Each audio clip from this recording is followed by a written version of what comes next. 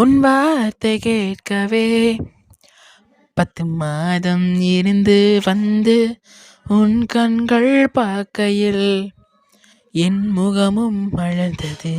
என் அம்மா நீ என்று சொன்ன வார்த்தை தான் உனக்கா? என் வாழ்க்கையின் மேல் உன் வாழ்க்கை நீ வரைந்து வைத்தாய். என் உலகம் கண்டேன் என்றால் அது முகத்தை கண்ட அந்நாள் தான் உன்னுடன் பேசிய மழலை என் வாழ்வில் திரும்பி வந்திடுமா? என் அம்மா நீதானே, ஓ சிறந்த தோழியும் நீ. உன்னோடு பேசிய மழலைதான் வருமா?